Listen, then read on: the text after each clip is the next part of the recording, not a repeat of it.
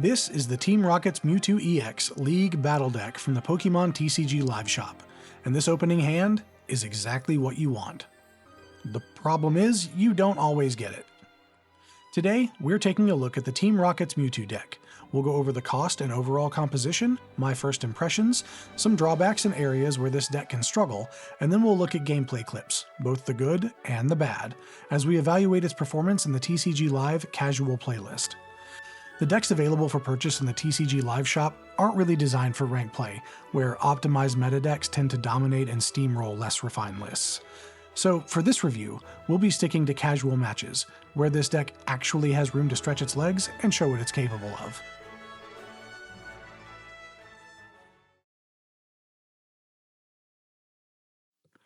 First things first, if you want to use this deck, you need to know where to find it. You can purchase the Team Rocket's Mewtwo EX League Battle Deck right now in the Pokémon TCG Live Shop for 1,250 trainer points.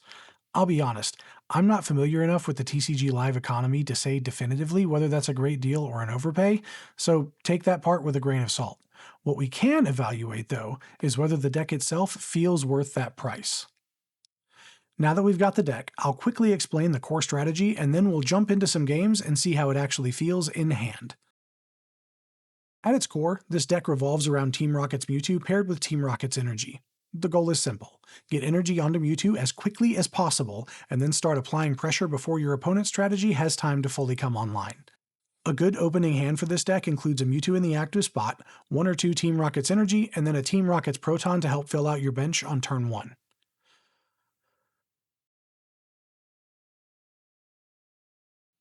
To get a true first impression of how this deck plays, I didn't look at the deck list at all before buying it. Once I purchased it from the shop, I immediately took it straight into a match. That first game didn't go great. I got pretty thoroughly trounced. But I did start to understand what the deck was trying to do.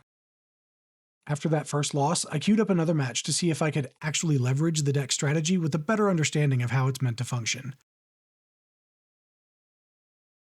That game went much better, and I was able to pull out a win, even with a slightly suboptimal opening hand.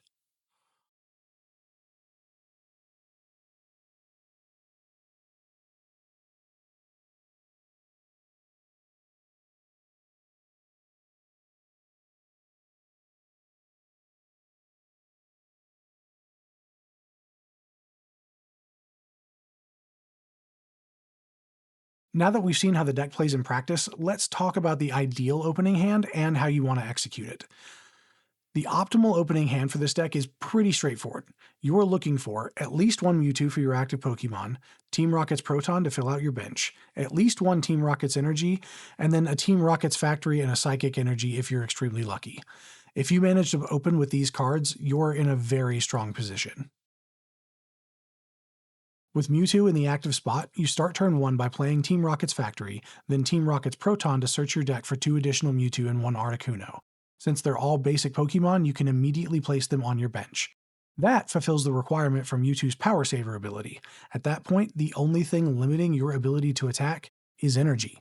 After resolving Proton, you activate Team Rocket's Factory to draw 2 cards, attach a Team Rocket's Energy to Mewtwo, and pass the turn.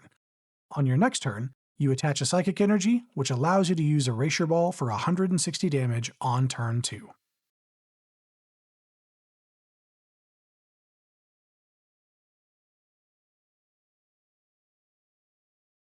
This deck has the potential to be fast.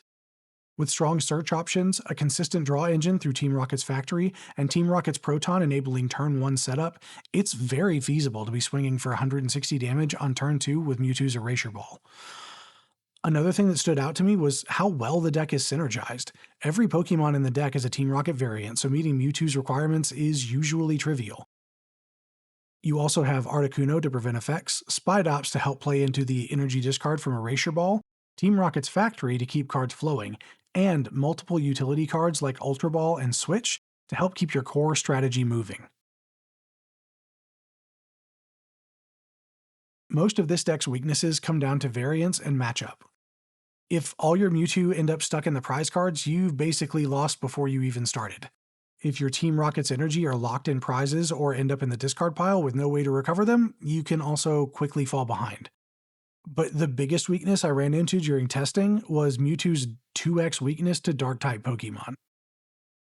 With so many players in casual running some form of the Infernal Rain Charizard, I often had to pivot my entire game plan just to deal with a Charmander or Charmeleon before it evolved into Charizard and used Burning Darkness to one-shot Mewtwo. Another issue is trainer synergy. Because so many of the trainer cards in this deck search for Pokemon or other trainers, it's easy to get stuck in a loop when you're energy starved, and since there's no direct energy search outside of Night Stretcher, which only targets the discard pile, those situations can be difficult to recover from.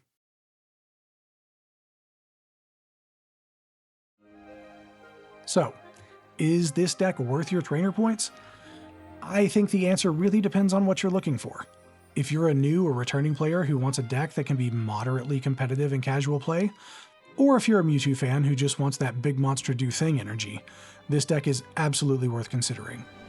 As a learning tool, it's also solid. The deck has a few very clear interactions that make it easy to understand how card engines and synergy work together to support an overall strategy. However, if you're looking for a deck that you can take straight into ranked play and climb the ladder with, I don't think this is it. There are several common strategies that can brick this deck right out of the gate, and I don't think grinding ranked with it in its current state would be particularly fun for anybody. That's going to do it for today. Let me know if you'd like to see ideas for upgrading this deck, more store deck reviews, or if you want to see me suffer by taking this deck into ranked exactly as is and seeing how far we can get. If you've watched this far and enjoyed the video, feel free to subscribe, but please know that your viewership already means the world to me. I'll see you in the next one.